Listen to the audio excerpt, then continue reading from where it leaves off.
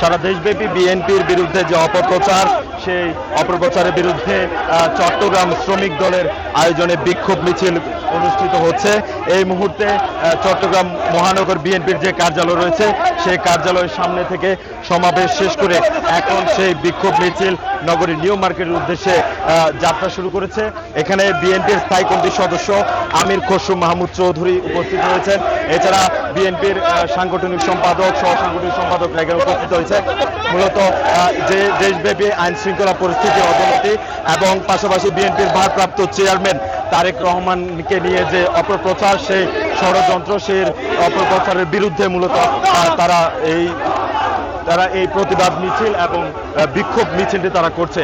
আপনাদের একটু জানিয়ে রাখতে চাই, এই যে গত বেশ কয়েকদিন যাবৎ যে বিএনপির ভারপ্রাপ্ত চেয়ারম্যান তারেক রহমানকে নিয়ে যে অপপ্রচার, ষড়যন্ত্রমূলক বিষয়বস্তু আসলে উঠে আসছে, তার বিরুদ্ধে মূলত এই বিক্ষোভ মিছিল।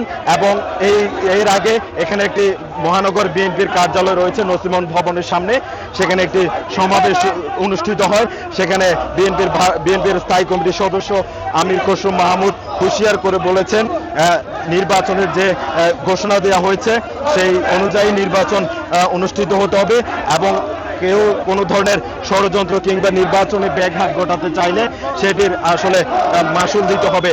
এবং এখান থেকে যে বিষয়গুলো বলছেন যে সারা দেশব্যাপী যে বিএনপির ভারপ্রাপ্ত চেয়ারম্যান তারেক রহমানকে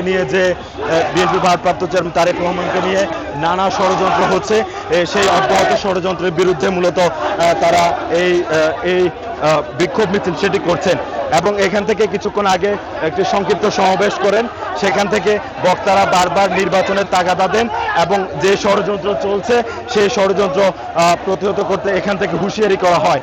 এবং অতি দ্রুত যে প্রধান উপদেষ্টার সাথে বিএনপির ভারপ্রাপ্ত চেয়ারম্যান তারেক রহমানের সাথে যে বৈঠক অনুষ্ঠিত হয়, সেখানে যে নির্বাচনের তারিখ ঘোষণা করা হয়েছিল সেই অনুযায়ী নির্বাচন যথাসময়ে অনুষ্ঠিত হওয়ার তাগিদ এখান থেকে দেওয়া হয় এবং সেটি বিলম্ব কোনোভাবেই বিএনপির পক্ষ থেকে মেনে নেওয়া হবে না, এমনটি তারা হুঁশিয়ারি করেছেন। এবং বারবার এই বিষয়গুলো উঠে আসছে যে আইন শৃঙ্খলা পরিস্থিতির অবনতির পাশাপাশি বিএনপির ভারপ্রাপ্ত চেয়ারম্যান তারেক রহমান সহ যে অপপ্রচার চালানো হচ্ছে সেটির বিরুদ্ধে তারা মূলত বলছিলেন যে এটি মূলত করা হচ্ছে নির্বাচন বিলম্বিত করার জন্য। সেই নির্বাচন বিলম্বিত কোনোভাবেই তারা মেনে নেবেন না এবং তারা যে বিষয়গুলো এখান থেকে বারবার বলছেন যে আইন শৃঙ্খলা পরিস্থিতির উন্নতি সেটি করার পাশাপাশি এবং যে অপপ্রচার সেটি থেকে বেরিয়ে আসার আহ্বান জানিয়েছেন।